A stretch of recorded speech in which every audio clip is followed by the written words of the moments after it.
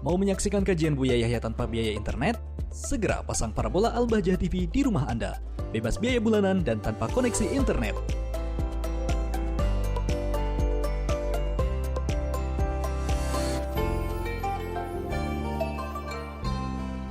Assalamualaikum warahmatullahi wabarakatuh, Buya. Assalamualaikum warahmatullahi wabarakatuh. Afan Buya, izin bertanya. Apa hukumnya membawa anak kecil ke masjid atau musola yang mana anak-anak itu sering bikin ribut? Karena banyak tarawih di mana-mana, banyak anak-anak kecil yang bikin ramai dan ribut. Syukran, Buya. Assalamualaikum warahmatullahi wabarakatuh. Waalaikumsalam warahmatullahi wabarakatuh. Memang ada anjuran dari Nabi sallallahu alaihi wasallam tentang as-sibyan wal majanin, untuk dijauhkan dari masjid, tentunya sibyan yang belum bisa diajak bicara, anak-anak kecil. Akan tapi Nabi juga menganjurkan untuk mengenalkan anak-anak dengan kewajiban, termasuk dengan kesunahan. Bahkan dimulai dari umur 7 tahun, hendaknya dikenalkan kepada kebaikan. Artinya, dalam menyikapi hal-hal yang semacam ini, kita tidak boleh hanya berpegang dengan satu pemahaman yang diambil dari Nabi, langsung nggak boleh begitu. Di satu sisi juga jangan pakai liar. Ini kan Nabi ngajarkan kita untuk begini. Lihat kondisinya. Kalau memang Anda merasa punya anak, bandelnya sama dengan Anda yang luar biasa misalnya.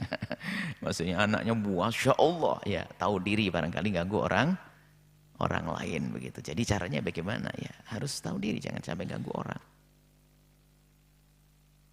Tapi kalau anaknya idep biasa nggak ada, ya. Jadi dari pihak orang tua yang harus tahu diri. Tapi dari pihak pengurus masjid bukan melarang, karena jangan dijauhkan anak-anak dari masjid. Ini termasuk kesalahan di zaman ini, beda.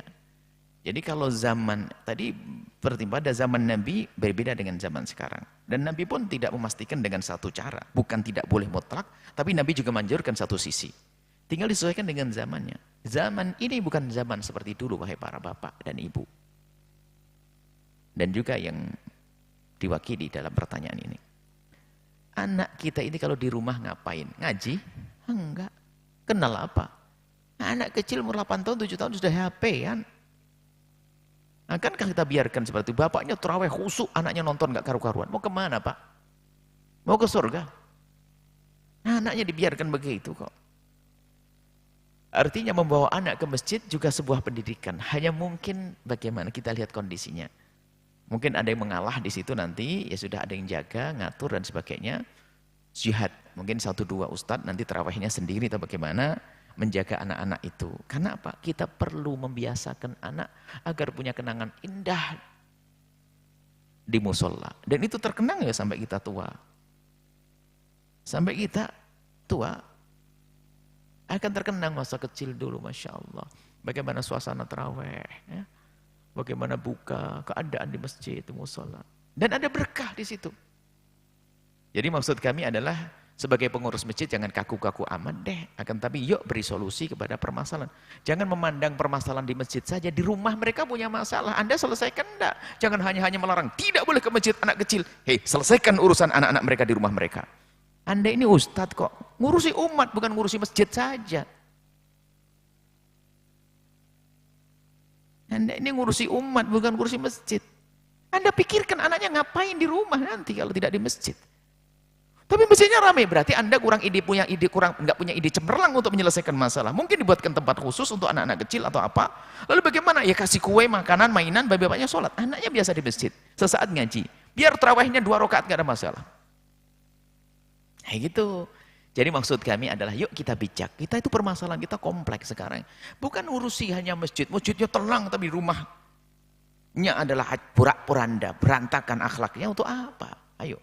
Apa yang itu? Jadi maksud kami kepada pengurus masjid, barangkali pengurus masjid dengar suara kami ini, ayo kita perhatikan juga rumah-rumah mereka. Bahkan kalau bisa program masjid itu menarik sekali buat anak-anak. Sehingga lumayan mereka terkurangi untuk nonton-nonton di rumahnya, apalagi bulan Ramadan. Hanya mungkin berencana, mungkin besok sumbangan lagi tahun depan, puasa tahun depan kita bikin punya ruangan yang khusus, agak luas begitu, di luar samping masjid. Ada mainan, ada ini, ada ngajinya. Sesaat ada gurunya 2 digaji khusus. Gurunya dikasih uang barokah khusus untuk merawat anak-anak. Diajak main, baru nanti terawih sendiri. Sehingga apa? Orang tuanya ke masjid terawih nyaman, karena apa? Di situ. Masa di situ anak kecilnya terjaga. Masa kalah sama sekolah yang hanya ngurus dunia? Ada penitipan bayi.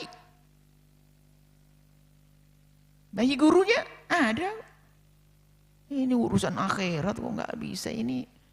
Ustadznya bagaimana ini? Makanya saya sedih sebagian orang. Ustadz tiba-tiba melarang tanpa memikirkan anak-anak.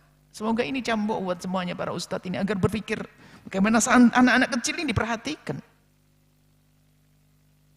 Akhirnya apa akibatnya? Kalau sudah anaknya dibawa nggak boleh, sudahlah kalau begitu di rumah aja. Apa yang terjadi? Nggak terawih, tolak televisian sama yang YouTubean.